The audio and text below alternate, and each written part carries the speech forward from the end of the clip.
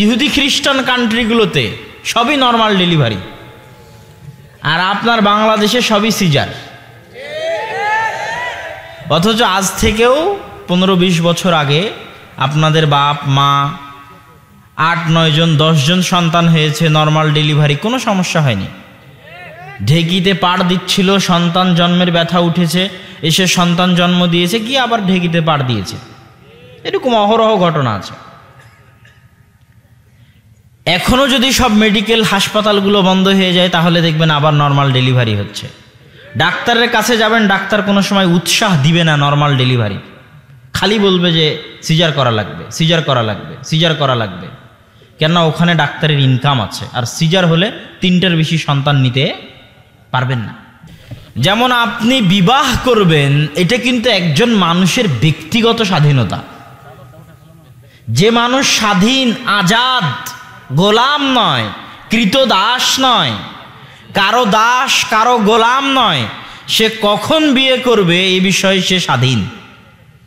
ইসলাম মানুষের এই ব্যক্তিগত স্বাধীনতা স্বীকার করে।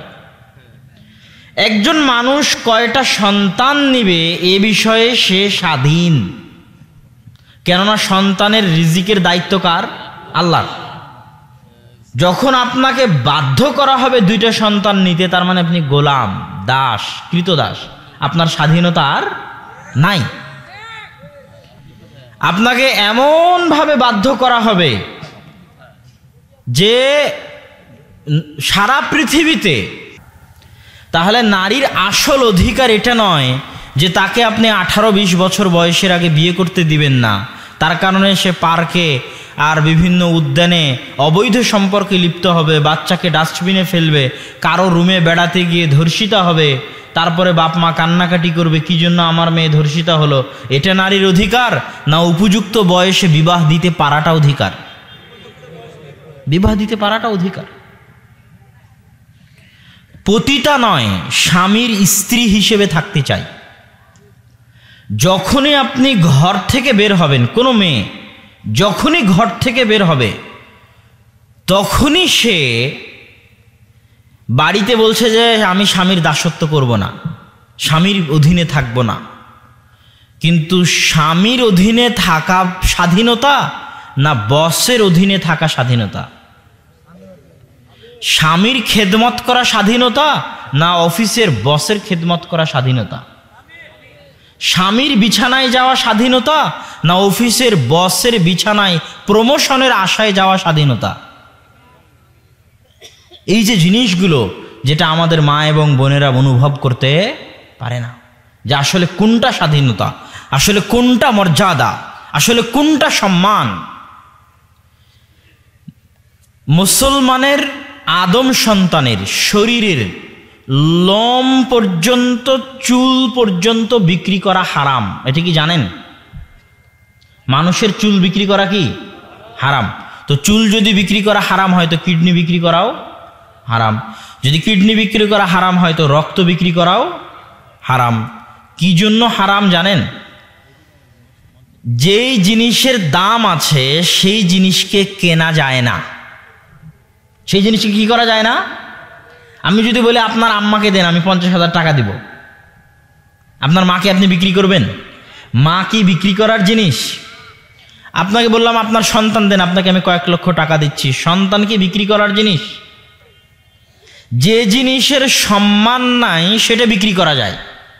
গরু ছাগল বাজারে বিক্রি হচ্ছে, উট মহিষ বাজারে বিক্রি হচ্ছে, ধান চাউল গম বাজারে বিক্রি হচ্ছে। তাহলে যার সম্মান নাই, যেটা পণ্য দ্রব্য, যেটার দামাদামি করা যায়, এ ভাই 50 টাকা, না ভাই 50 টাকা, ভাই 40 টাকা, মানে এই জিনিসটার মূল্য নাই, প্রাণ নাই, জীবন নাই, তাই সেটা নিয়ে দামাদামি হচ্ছে, তর্ক বিতর্ক হচ্ছে, কেননা ওটার কোনো মূল্য নাই। তো আদম সন্তানের শরীর আল্লাহ সুবহানাহু তাআলার, আদমকে আল্লাহ সুবহানাহু তাআলা নিজে হাতে বানিয়েছেন, আশরাফুল মাখলুকাত করেছেন, সর্বশ্রেষ্ঠ সৃষ্টিজীব করেছেন। তা আদম সন্তানকে কি বিক্রি করা যায়? আদম সন্তানের শরীরের কোনো অংশ কি বিক্রিযোগ্য?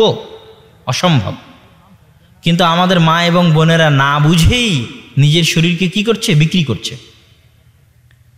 বিমানবালা কি জন্য বিমানবালা? তার চেহারা সুন্দর তাই বিমানবালা, সে চেহারা বিক্রি করতেছে। ওই যে কাজগুলো সে করে ওই কাজ একটা পুরুষও করতে পারবে। কথা বুঝতে পারেননি? তাহলে সে কোন যোগ্যতাটা বিক্রি করতেছে? চেহারা সুন্দর হওয়ার যোগ্যতাটা বিক্রি করতেছে, মানে চামড়া বিক্রি করতেছে। একটা মেয়ে অ্যাডে আসতেছে, অ্যাডভার্টাইজে আসতেছে, একটা মেয়ে রিসিপশনে দাঁড়াচ্ছে, এমন কোনো কোম্পানি নাই ঢাকা শহরে, ময়মনসিংহ শহরে, শেরপুর শহরে এমন কোনো শপিং মল নাই যেখানে রিসিপশনিস্ট মহিলা নাই। বাংলাদেশ তো দূরে থাক, সৌদি আরবও যদি এখন যান, সৌদি আরবের সব রিসিপশনিস্ট মহিলা। এখন দরজার পাশে দরজা খোলার জন্য মহিলা দাঁড়িয়ে আছে, কি জন্য? এটা মার্কেটিংয়ের একটা পদ্ধতি। সে বিক্রি হচ্ছে, তার চেহারা বিক্রি করতেছে। আর আধুনিক মার্কেটিং পদ্ধতি হচ্ছে বস্তুবাদী মার্কেটিং পদ্ধতি। রাস্তা দিয়ে যে যুবকটা যাচ্ছে, ও জিনিস কেনার জন্য না হলেও মেয়েটাকে দেখার জন্য ওটার মধ্যে প্রবেশ করবে। কথা বুঝতে পেরেছেন? তাহলে ওই মেয়ে তার শরীর এবং চেহারা বিক্রি করতেছে। তাহলে এটা সম্মান না স্বামীর ঘরে থাকা সম্মান? চেহারা উন্মুক্ত হয়ে চলা সম্মান না চেহারা ঢেকে চলা সম্মান? উলঙ্গতা, বেহায়াপনা শাস্তি। উলঙ্গতা কি বলেন তো? একটু কথা বলেন, কি শাস্তি? প্রমাণ, আদম আর হাওয়া আলাইহিস সালাতু ওয়াস সালামকে যখন জান্নাত থেকে বের করে দেওয়া হচ্ছে, তখন শাস্তি স্বরূপ প্রথম তাদের শরীর থেকে জামা কাপড় খুলে পড়ে গেছিল। এখনো একটা মানুষকে আপনি অপমান করতে চাইলে বলবেন যখন ন্যাংটা করো। কথা বুঝতে পারেননি? তা উলঙ্গ হওয়া শাস্তি না অপমান? শাস্তি এবং অপমান না সম্মান? অপমান। আজকের সমাজেও একজন পুরুষের ক্ষেত্রে উলঙ্গ হওয়া, নগ্ন হওয়া শাস্তি এবং অপমান। তাহলে পর্দার সাথে থাকা হচ্ছে সম্মান। উঁচু বংশের মেয়ে, সম্ভ্রান্ত বংশের মেয়ে পর্দার সাথে থাকবে। ইসলামে যারা দাসী, তাদের চেহারা ঢাকার বিধান নাই। তো কোনো দাসী যখন চেহারা ঢেকে বের হতো, তখন ওমর রাদিয়াল্লাহু তাআলা আনহু চেহারা খুলে চলতে বলতেন দাসীদেরকে। কেননা চেহারা ঢাকা হচ্ছে, পর্দা করা হচ্ছে। কেউ যদি চেহারা ঢেকে পর্দা করে যায়, তাহলে বুঝতে হবে উঁচু বংশের, স্বাধীন বংশের, সম্ভ্রান্ত বংশের সম্মানিতা, রানীর মতো সম্মানিতা একটা নারী যাচ্ছে। আর চেহারা খুলে যাচ্ছে মানে 3 নম্বর শ্রেণীর বেন্নের সন্তান, অসভ্যর সন্তান, নিম্ন শ্রেণীর বংশের, যার সম্মান নাই, মর্যাদা নাই, যে নিজেকে দাসী হিসেবে প্রমাণ করতে চায়, যে নিজের চেহারা বিক্রি করতে চায়, বাজারে বিক্রি হতে চায়, সে অসভ্য 3 নম্বর শ্রেণীর বেন্নের সন্তান হেঁটে যাচ্ছে পর্দাবিহীনভাবে। এটা বুঝতে হবে, এটা অনুভব করতে পারলে শিখতে পারবেন। রাসূল সাল্লাল্লাহু আলাইহি ওয়াসাল্লাম যে বললেন, লা ইয়াদখুলুল জান্নাতা আদ-দায়ুস, দায়ুস জান্নাতে যাবে না। দায়ুস মানে কি? দায়ুস শব্দটা এসেছে দিয়াসাহ, চর্বি। দিয়াসাহ আছে শুকুরের গোস্তে, দায়ুস হচ্ছে শুকুর। দায়ুস কে বলেন তো? শুকুর। আল্লাহ রাসূল বললেন, লা ইয়াদখুলুল জান্নাতা আদ-দায়ুস, মানে শুকুর জান্নাতে যাবে না। তো শুকুরের কি জান্নাত জাহান্নাম আছে? শুকুর যেই আর এক শুকুরের পিছনে যে গু লেগে আছে ওটা পর্যন্ত চেটে খায়। এটা শুকুর এত নির্লজ্জ প্রাণী, অন্য প্রাণী এত নির্লজ্জ নয়। উট এত নির্লজ্জ নয়, উট এত বেহায়া নয়, উটের আত্মমর্যাদা আছে। তো শুকুর জান্নাতে যাবে না মানে যাদের চরিত্র, যাদের রক্ত শুকুরের রক্তে পরিণত হয়ে গেছে, যাদের চরিত্র শুকুরের মতো বেহায়া নির্লজ্জ হয়ে গেছে, তারা জান্নাতে যাবে না। তারা কারা? যাদের আত্মমর্যাদা, আত্মসম্মান নাই, যাদের মেয়ে, যাদের স্ত্রী বেপরদায় চললে তাদের শরীরে লাগে না, আঁতে ঘা আসে না, রক্ত কাজ করে না। তাদের রক্ত কিসের রক্ত? শুকুরের রক্ত। এই জন্য তারা জান্নাতে যাবে না। আর আত্মমর্যাদাশীল সম্ভ্রান্ত যে, যার রক্ত শুকুরের রক্ত নয়, সে তার স্ত্রী সন্তানকে, স্ত্রী মেয়েকে রানীর মতো রাখবে। বাড়ির সবচেয়ে আদরের, সবচেয়ে মর্যাদার, সবচেয়ে সম্মানের, সবচেয়ে নিরাপত্তার হচ্ছে মা এবং বোন। এটাই তাদের সম্মান, এটাই তাদের আসল মর্যাদা। তো এই বইয়ের মৌলিক আলোচনার মূল নাম থেকেই বুঝতে পারবেন সম অধিকার নয়, মর্যাদা চাই। মানে একজন নারীর মূল চাওয়া কি? মর্যাদা, সম্মান। এটার মধ্যেই তার আসল স্বাধীনতা নিহত রয়েছে। এবং একজন নারীকে ইসলাম কতভাবে স্বাধীনতা দেয়, আধ্যাত্মিক অধিকার, সামাজিক অধিকার, শিক্ষার অধিকার, অর্থনৈতিক অধিকার, এগুলো সব ইসলামে প্রমাণিত। আধ্যাত্মিক মানে নামাজ ছেলে পড়লে এত নেকি আর মেয়ে পড়লে তার চেয়ে কম নেকি, এরকম ইসলামে আছে নাকি? হ্যাঁ, সিয়াম ছেলে পালন করলে এত নেকি আর মেয়ে পালন করলে এত নেকি, এরকম আছে নাকি? এরকম নাই। একটা মানুষ উত্থাপন করে যে তাহলে ছেলের ডবল জমি পাচ্ছে আর মেয়ে অর্ধেক পাচ্ছে, এটা কি জন্য? ছেলে যত জায়গা থেকে জমি পাওয়ার অপশন আছে, মেয়ের যত জায়গা থেকে জমি পাওয়ার অপশন আছে, ছেলের অত জায়গা থেকে জমি পাওয়ার অপশন নাই। মেয়ে কত জায়গা থেকে জমি পেতে পারে? অনেক জায়গা থেকে জমি পেতে পারে।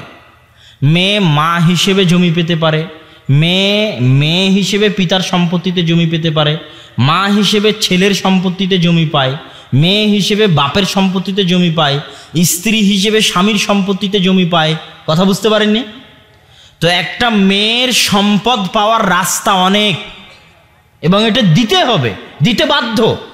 কিন্তু একটা ছেলের এত রাস্তা নাই সম্পদ পাওয়ার। যারা ফারায়েজ সম্পর্কে অভিজ্ঞ তারা এই বিষয়ে আরো ভালো জানবেন। তো এই বইয়ের আলোচ্য বিষয় এইটা। বইয়েরও আলোচনা হলো, কিছু শিখলেন নাকি? কিছু শিখেননি? এই বইটা হচ্ছে শিক্ষা বনাম জাহিলিয়াত। এই বইয়ের মূল আলোচ্য বিষয় হচ্ছে, আজ থেকে 10 বছর আগে আপনারা যে বাংলা বই পড়েছেন স্কুলে, আজ থেকে 20 বছর আগে আপনার বাপ যে বাংলা বই পড়েছে স্কুলে, আজ থেকে 30-40 বছর আগে আপনার দাদা পরদাদা যে বাংলা বই পড়েছে স্কুলে, আর আজ আপনার সন্তান যে বাংলা বই আমার সহজ বাংলা পড়তেছে স্কুলে, সেটা কি কোনোদিন মিলিয়ে দেখেছেন? আপনার কিন্তু মিলিয়ে দেখা উচিত যে আজ থেকে 15-20 বছর আগে সিলেবাসে কি ছিল আর আজ কি আছে। আজ থেকে 30-40 বছর আগে স্কুলের একটা সিলেবাসে কি শেখানো হতো আর এখন কি শেখানো হচ্ছে। আগে কয়টা ধর্মের ঘটনা ছিল? মুহাম্মদ সাল্লাল্লাহু মিথ্যাই থাক, বুড়ির ঘটনা মিথ্যাই থাক ছিল তো। কথা বুঝতে পারেননি? মুহাম্মদ সাল্লাল্লাহু আলাইহি ওয়াসাল্লামের কাটার যে ঘটনা মিথ্যাই ঘটনা কিন্তু ছিল তো, ছিল না? কাজী নজরুল ইসলামের কয়টা, ইসলামের কবিতা কয়টা, সূরা ফাতিহার অনুবাদ হামদের কবিতা কয়টা ছিল, আর এখন হিন্দুয়ানি সংস্কৃতির গরুর পূজা করার গল্প কয়টা আছে? কোনোদিন খোঁজ নিয়ে দেখেছেন? সিলেবাসে গরুর পূজা করার গল্প আছে, গরুর পূজা। পরকীয়ার গল্প শেখানো আছে রবীন্দ্রনাথ ঠাকুরের।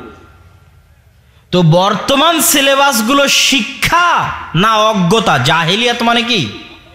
জাহিলিয়াত মানে অজ্ঞতা, মূর্খতা। রাসূল সাল্লাল্লাহু আলাইহি ওয়াসাল্লাম জাহিলিয়াতের যুগে প্রেরিত হয়েছেন। সেই অজ্ঞতা মূর্খতাকে তিনি দূর করেছেন ইসলামের আলো দিয়ে। কিসের আলো দিয়ে? ইসলামের আলো দিয়ে। এই জন্য ইসলামের অপর নাম হচ্ছে জ্ঞান, তথা ইসলাম বিরোধী প্রত্যেক কাজই অজ্ঞতা। পিএইচডি ডিগ্রিধারী অক্সফোর্ড থেকে পড়ে আসা সেও যদি ইসলাম বিরোধী কাজ করে সে অজ্ঞ, মূর্খ। কথা বুঝতে পেরেছেন কি? না হলে আব্দুর রাজ্জাক বিন ইউসুফ এমনি কেমনে বলেন যে ওই প্রিন্সিপালকে যদি মূর্খ প্রমাণ করতে না পারি, যে প্রিন্সিপালের সামনে তার ছাত্রী নাচে আর সে বসে থেকে দেখে, তাহলে জাতির সামনে বক্তব্য দিব না। তো ওই প্রিন্সিপালকে মূর্খ প্রমাণ করা মানে কি? প্রিন্সিপাল ABCD জানে না? ওই প্রিন্সিপালকে মূর্খ প্রমাণ করা মানে কি? প্রিন্সিপাল ক খ গ ঘ জানে না? ওই প্রিন্সিপাল অক্সফোর্ড ক্যামব্রিজ থেকেও পড়ে আসতে পারে।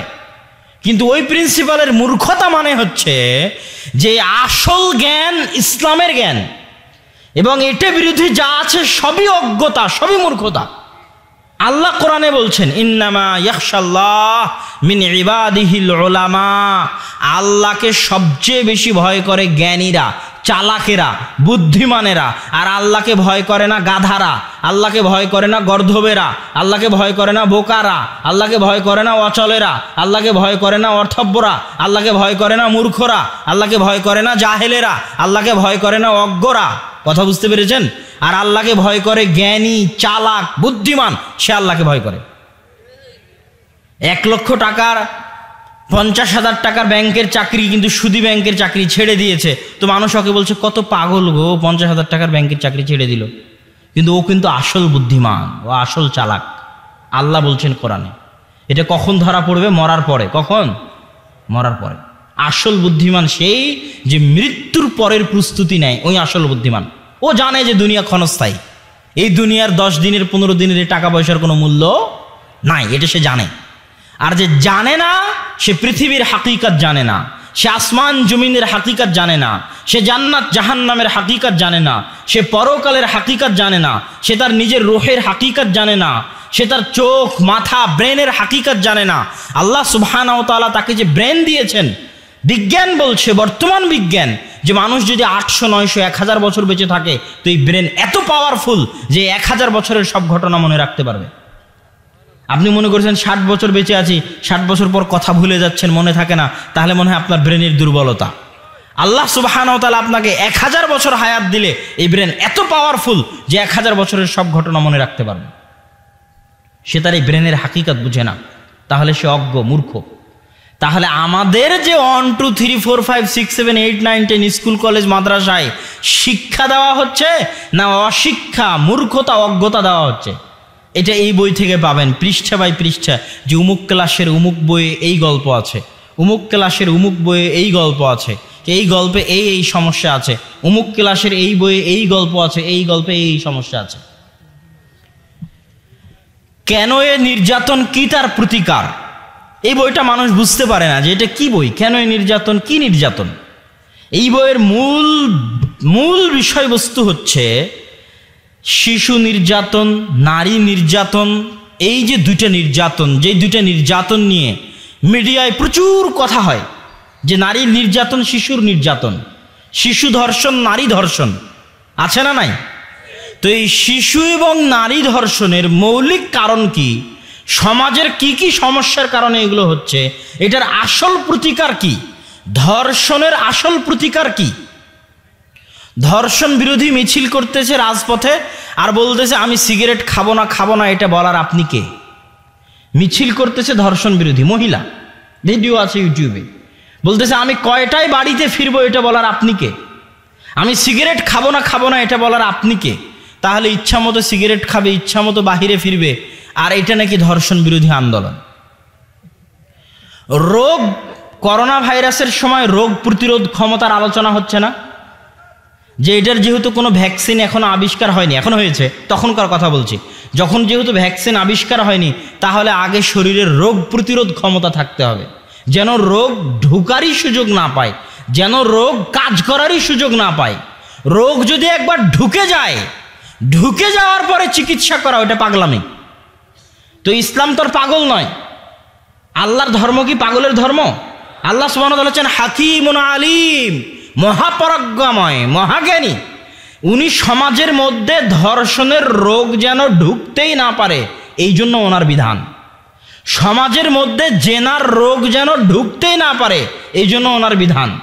এই জন্য পর্দার কথা, এই জন্য একাকী সফরের নিষেধাজ্ঞা, এই জন্য চক্ষু নিচু করার কথা, এই জন্য অবৈধ সম্পর্কে হারামের কথা, এই জন্য প্রেম হারামের কথা। কেন? আল্লাহ জানে, তুমি তো জাহেল, তোমার বয়স তো 60 বছর, তুমি কি জানো পৃথিবীতে কি হয়েছিল গত লাখ লাখ বছরে, কাল কি হবে তুমি কি জানো? তোমার তো কোনো ক্ষমতা নেই। এখনই প্যারালাইসিস হলে মেডিকেলে পড়ে থাকবা, করোনা ভাইরাস হলে শ্বাসকষ্ট হয়ে মারা যাবা, তুমি কি চাই জানো? আল্লাহ জানে, আল্লাহ সুবহানাহু ওয়া তাআলা জানে। যদি বিপর্দা হয়ে চলে তাহলে ধর্ষণের রোগ ঢুকে গেল। যদি সমাজে অবৈধ সম্পর্ক থাকে তাহলে ধর্ষণের রোগ ঢুকে গেল। তাহলে আগে এগুলোর রাস্তা বন্ধ হতে হবে যেন ধর্ষণের রোগ নাই ঢুকে। এই রাস্তা যখন বন্ধ হয়ে গেল, এবার যদি কেউ ধর্ষণ করে ওকে হত্যা করো, ওটা হলো প্রতিকার। তাহলে এই যে যারা সমাজবিদ বলে দাবি করতেছে, জ্ঞানী বলে দাবি করতেছে, আর বলতেছে কখন বাইরে বের হব, কি পোশাক পরবো, এটার সাথে ধর্ষণের কোনো সম্পর্ক নাই, এরা অজ্ঞ, মূর্খ, জাহেল। এদের জ্ঞানের বিন্দু সরিষা সমপরিমাণ এদের কাছে নাই। এই আলোচনার বিষয়বস্তু হচ্ছে এই 3টা বই। কিন্তু আব্বু কোনোদিন মানুষের সামনে খুলে বলতে পারে না যে কি আছে এই বইয়ে, মানুষও বুঝতে পারে না যে আছে কি এই 3টা বইয়ে। মিন্নাতুল বাড়িতে কি আছে মানুষ মোটামুটি জানে, আইনে রসুল 2 অধ্যায়ে কি আছে তা মানুষ মোটামুটি জানে, কিন্তু এই 3টা বইয়ে একজন মহিলা মানুষের লেখা, এই 3টা বইয়ে আসলে কি আছে এটা অনেকেই জানে না, কিন্তু অনেক গুরুত্বপূর্ণ বিষয়বস্তু আছে। তো সম্মানিত উপস্থিতি, এছাড়া আপনাদের সামনে যে বইগুলো রয়েছে, একটি পরিবার গঠন করতে কি কি প্রয়োজন সেটা আদর্শ পরিবারে আছে। তাওজিহুল কোরআন, এটা ব্যতিক্রমধর্মী তাফসির গ্রন্থ। কি কারণে ব্যতিক্রমধর্মী তাফসির গ্রন্থ? এই তাফসির লিখতে পরিশ্রম আছে, আমি নিজে দেখি। আর আব্বুর পরিশ্রম অন্যদের চাইতে বেশি হয়। কি জন্য বেশি হয়? আমি মাকতাবা শামেলা চালানো জানি, গুগলে সার্চ দেওয়া জানি। মাকতাবা শামেলায় সার্চ দিলাম, গুগলে সার্চ দিলাম, হু হু করে সব বের হয়ে আসলো, কপি করলাম, পেস্ট করলাম। এখন সব হাদিসের অনুবাদও অনলাইনে পাওয়া যায়, ওখান থেকে কপি করলাম, পেস্ট করলাম, বই তৈরি হয়ে গেল। অনেক সহজ ব্যাপার। কিন্তু আব্বু মাকতাবা শামেলাও চালানো জানে না, গুগলে সার্চ দেওয়া জানে না, উনি হাতে লেখেন, নিজে নিজে হাদিসের বই খুঁজে বের করে করে করে করে হাতে লেখেন। এবং এটা জ্ঞান ছাড়া, পাণ্ডিত্য ছাড়া, বইয়ের উপর দখল ছাড়া এটা সম্ভব নয়। আমার পক্ষে সম্ভব নয় এভাবে লেখা, যে আমি এখন সব বই আলাদা আলাদা করে খুঁজবো আর বই থেকে হাদিস খুঁজে বের করে করে বই লিখবো, এটা আমার পক্ষে সম্ভব নয়। আমাকে দায়িত্ব দেওয়া হলে এই বই আমি লিখতে পারতাম না এভাবে, কিন্তু উনি এভাবেই লিখেছেন।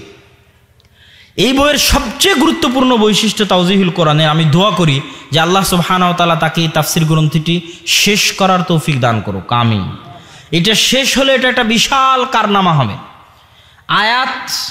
আয়াতের শাব্দিক অর্থ, আয়াতের বাক্যের বিশ্লেষণ আরবি গ্রামারগত দিক থেকে, তারপরে ওই আয়াতের সমর্থবোধক আয়াত কোরআনে আর কোথায় কোথায় আছে সে আয়াতগুলো, ওই আয়াতের অধীনে কি কি সহিহ হাদিস আছে সেই সহিহ হাদিসগুলো, ওই আয়াতের অধীনে কি কি জয়ীফ হাদিস আছে বিভিন্ন তাফসির গ্রন্থে সেই জয়ীফ হাদিসগুলো, ওই আয়াতের অধীনে কোন মুফাসসির কি বলেছেন সেই তাফসিরগুলো, ওই আয়াতের সারমর্ম এবং মন্তব্য।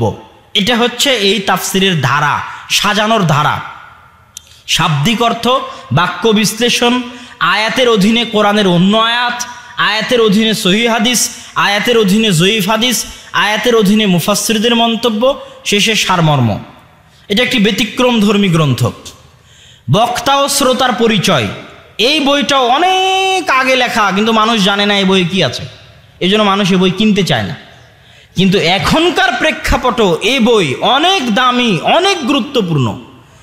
একজন বক্তার কি বৈশিষ্ট্য হওয়া উচিত, সারা বাংলাদেশে বক্তায় ভর্তি, কত বক্তা নেবেন, নতুন নতুন হাইব্রিড বক্তার জন্ম হচ্ছে সারা বাংলাদেশে।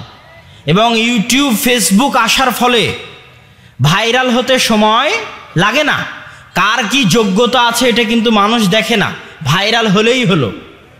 আব্দুর রহমান বিন আব্দুর রাজ্জাক 5 বছর কোথায়? জামিয়া সালাফিয়া বানারস, ভারতে 5 বছর আহলে হাদিসদের কেন্দ্রীয় শিক্ষা প্রতিষ্ঠান, 2 বছর আলেম, 3 বছর দাওরা, 5 বছর পড়াশোনা করেছে। কথা বুঝতে পেরেছেন? কিন্তু ওর কোনো দামই নাই।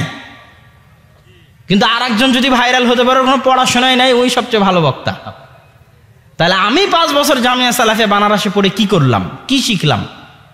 তাহলে জ্ঞানের মূল্য নয়, ভাইরাল এবং জনপ্রিয়তার মূল্য। এই যুগে এই বই সবচেয়ে বেশি প্রয়োজন। কে বক্তা, বক্তার পরিচয় কি, বক্তার গুণ কি হওয়া উচিত, ব্যবসায়ী বক্তা আর দাওয়াত দানকারী বক্তার মধ্যে পার্থক্য কি, কে সত্যিকারী দায়ী বক্তা আর কে ব্যবসায়ী বক্তা। কথা বুঝতে পেরেছেন? ব্যবসায়ী বক্তার বক্তব্য সমাজ পরিবর্তন করতে পারবে না। যে সমাজ নেতাকে পরোয়া করে কথা বলে, কমিটিকে পরোয়া করে কথা হতে পারে না। যে বক্তার পায়ে টাকার জিঞ্জির নাই, কন্টাক্টের জিঞ্জির নাই, কমিটির জিঞ্জির নাই। কথা বুঝতে পেরেছেন? কে ক্ষমতায় আছে, কে ক্ষমতায় নাই, পাশে এমপি বসে আছে না মন্ত্রী বসে আছে, পাশে চেয়ারম্যান না মেম্বার বসে আছে, কারো তোষামদির জিঞ্জির নাই, দাসত্ব নাই, ওই বক্তার বক্তব্য দিয়ে সমাজ পরিবর্তন হবে। ওই বক্তা হচ্ছে দায়ী বক্তা, আল্লাহর সন্তুষ্টির জন্য দাওয়াতি কাজ করেন। কোন বক্তার কথা গ্রহণ করবেন, বক্তার সাথে তার বক্তব্যের সাথে আমলের কতটুকু সম্পর্ক আছে, কয়জন বক্তা আমলওয়ালা বক্তা। অনেক বড় কঠিন এবং ভারী প্রশ্ন, যেই প্রশ্নে আমরাও ব্যর্থ হয়ে যেতে পারি, মুখে বলছি আমল কি করছি। তাহলে কয়জন বক্তা আমলওয়ালা বক্তা? যে বক্তা আমলওয়ালা বক্তা নয়, তার বক্তব্যের প্রভাব সমাজে অস্থায়ী, চিরস্থায়ী নয়। তার বক্তব্যের প্রভাব সমাজে অস্থায়ী, চিরস্থায়ী নয়। যে বক্তার অন্তরে তাকওয়া নাই, তার বক্তব্যের প্রভাব সাময়িক জনপ্রিয় হয়ে যেতে পারে, সাময়িক লক্ষ কোটি ভক্ত তৈরি হয়ে যেতে পারে, কিন্তু কিয়ামত পর্যন্ত স্থায়ী মানুষের হেদায়েতের মাধ্যম হবে না। তাহলে কে ব্যবসায়ী বক্তা আর কে আমলওয়ালা দায়ী, আল্লাহর সন্তুষ্টির জন্য দাওয়াতি কাজ করে বক্তা, এটা আপনাকে জানতে হবে।